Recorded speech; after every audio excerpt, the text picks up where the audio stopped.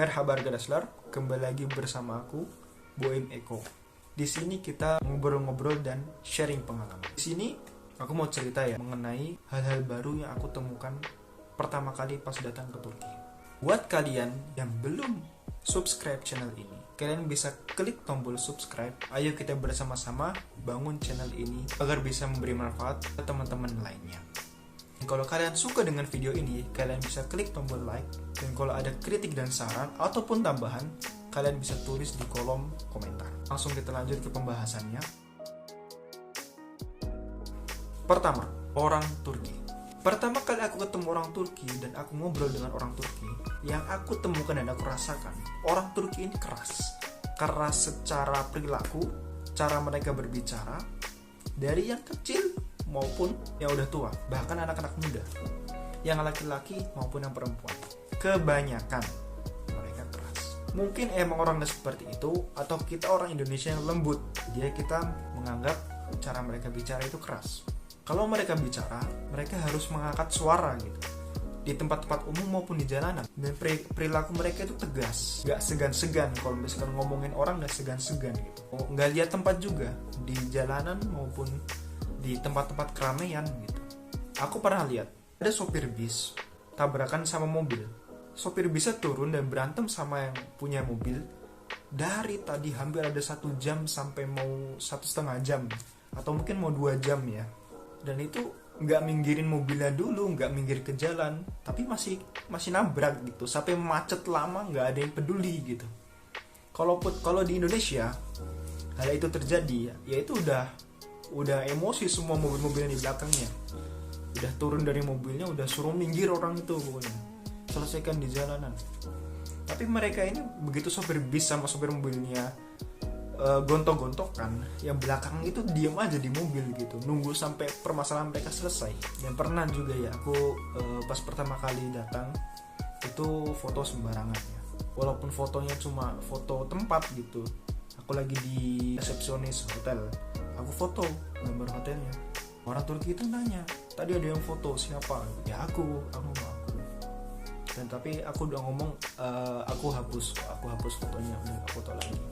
Tapi di sisi lain mereka berwatak keras, tapi tidak setiap perilaku mereka itu mereka sedang marah, tidak. Walaupun mereka lebih tepatnya kasar ya. Walaupun mereka kasar, tapi di sisi lain mereka juga tidak segan-segan untuk berbuat baik gitu. Terutama orang-orang masjid gitu, mereka nyapa.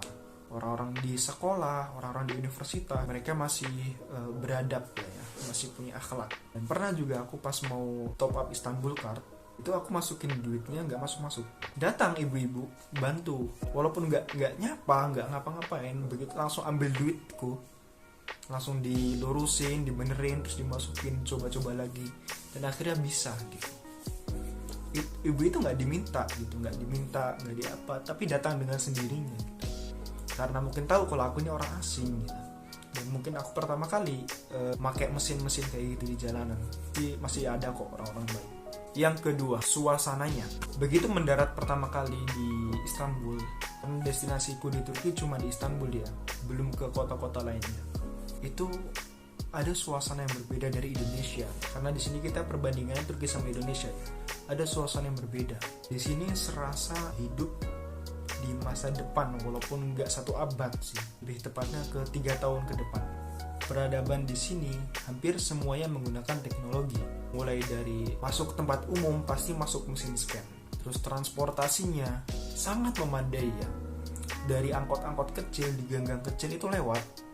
Terus bis setiap 1 menit, setiap 2 menit pasti lewat. Bis ke jurusan manapun ya, ke tempat manapun lewat. Terus ada metrobus ya. Metrobus itu busway, kalau di Jakarta ada jalurnya sendiri. Dan itu anti macet. Dan gak ada kendaraan lain yang jalan di jalanan itu, memang khusus untuk metrobus. Terus ada tramway, kereta listrik ya. Kereta yang jalan di jalan raya gitu, tapi ada jalurnya sendiri. Terus ada kereta gantung, ada Marmaray, ada kereta bawah laut. Di sini transportasi memadai ya. Kalau perbandingannya dengan Jakarta 10-12 ya. Tapi kalau dibandingkan dengan kotaku, kan aku asalnya dari Solo, 5-10. Bahkan pengemis pun ada yang menggunakan speaker gitu, entah pengemisnya di mana, tapi di situ ada kayak meja gitu, terus ada gambarnya anak yang sedang menjalani perawatan gitu, terus ada nama anaknya, terus nanti speakernya itu yang bicara gitu. Kalau misalkan kami sedang menjalani perawatan, kami membutuhkan biaya gini-gini, di atas meja itu ada kotaknya, nanti orang-orang ngisi duit di situ. Bahkan hal itu pun sudah pakai teknologi gitu. Terus di sini negara 4 musim ya. Jadi ada musim dingin, ada musim panas, ada musim gugur, dan musim semi. Pertama kali aku datang ke sini kan ini lagi musim gugur, jadi udah deket-deket musim dingin gitu. Jadi beda banget ya suasananya, itu langsung shock tersendiri. Kan di Indonesia kan cuma panas, hujan gitu. Kita kan tropis, dan suasana di sini kita tuh dituntut untuk selangkah lebih maju. Memang beda sih suasananya gitu. Tapi seiring berjalannya waktu, kita bisa menyesuaikan dengan suasana setempat dan suasana sekitar. Yang ketiga, makanannya. Semua orang tahu Indonesia ke Turki pasti beda jauh makanannya. Dan bagi pecinta makanan Nusantara ya, yang nggak bisa move on dengan makanan-makanan di Nusantara, pasti kaget kalau kesini. Ya nggak kaget sih, karena udah tahu pasti beda. Namun begitu untuk adaptasi di sini mungkin agak sedikit berat ya. Karena di sini bener-bener jauh dari rempah-rempah, bahan makanan itu memang jauh. Bisa dibilang makanan Nusantara menunya lebih banyak. Kalau di sini ya begitu-begitu aja gitu. Roti, kebab ya, nasi-nasian ya, nggak banyak banget sih kalau nasi-nasiannya. Banyak soto-soto ada sih, sup-sup ada, cuman sup-supnya Turki. Kalau soal rasa di sini cenderungnya nggak over. Kalau di situ tulisannya pedes, bagi orang Indonesia nggak pedes. Kalau di situ tulisannya manis, bagi orang Indonesia kurang manis. Tapi cenderung kecut, asin, dan yang lain-lainnya. Dan soal rasa kayak kalau di Indonesia kurang, di sini lebih. Kalau di sini kurang, di Indonesia lebih gitu. Dan di resto-resto itu kita nggak bisa pesan es teh gitu, karena minuman di sini dikit menunya ya. Paling kalau nggak teh hangat ya, teh panas, itu pun di gelas kecil ya, nggak gelas-gelas besar kayak di Indo. Terus ada yogurt sama minuman kaleng dan air putih, udah. Rata-rata restoran seperti itu. Tapi ada sih beberapa makanan yang masih sama ya, artinya kita bisa menyesuaikan dengan cepat ya, kayak ayam dan daging itu rasanya tidak jauh beda, walaupun dari bumbunya beda, tapi kalau tekstur ayamnya tetap ayam Turki sama ayam Indo sama.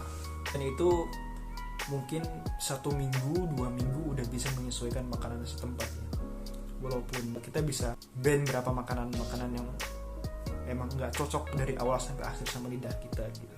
Tapi soal makanan pasti orang bisa menyesuaikan dengan makanan yang ada di tempat lah. Mau gak mau kan orang pasti makan. Yang keempat, tempatnya.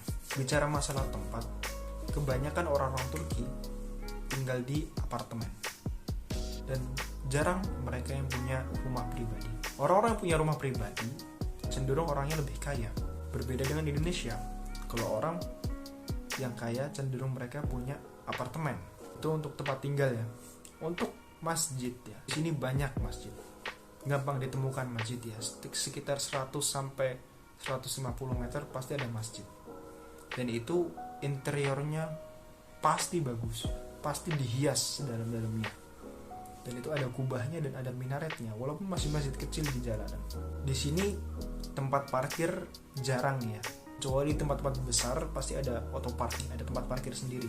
Tapi kalau tempat-tempat kayak minimarket, kayak masjid, itu nggak ada tempat parkirnya.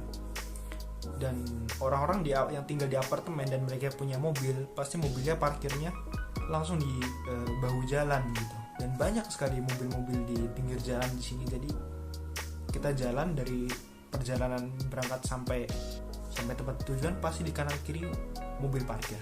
Dan ini bukan hanya masalah, mobil tetap aja bisa lewat gitu. Sampai truk-truk besar pun masih bisa lewat.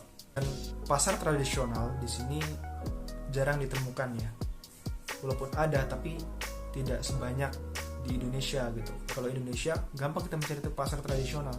Kalau di sini untuk beli sayur sayur-sayur dan buah-buahan itu dijual di minimarket. Jadi kita beli itu ke minimarket. Bisa ya buah-buahan, sayur-sayuran itu tetap segar di minimarket. Dan banyak tempat-tempat lainnya yang di situ agak berbeda dengan Indonesia gitu. Namun hal itu semua tidak menjadi masalah. Semuanya bisa dijalani dan hasilnya kita bisa menyesuaikan dengan keadaan setempat, keadaan sekitar, mau orang-orangnya, mau gimana kebiasaan dan adatnya. Hal itu sudah bisa diwajari ya. Dan pesan bagi mereka yang ingin bepergian ke luar negeri untuk menyesuaikan keadaan setempat, sedikit kita harus meninggalkan kebiasaan yang di Indonesia. Dan ini hal-hal yang kategori kebiasaannya, bukan hal-hal yang sifatnya krusial. Oke, semoga cerita tadi bisa memberikan banyak manfaat buat kalian. Kalau ada saran dan kritik dan tambahan, kalian bisa tulis di kolom komentar. Jangan lupa like dan subscribe, dan kalian bisa share video ini ke teman-teman kalian agar teman-teman kalian juga mendapatkan manfaatnya, bisa mendengar cerita ini. Thank you for watching. Terima kasih banyak. Teşekkür ederim. Semoga ketemu di video selanjutnya. Görüşürüz.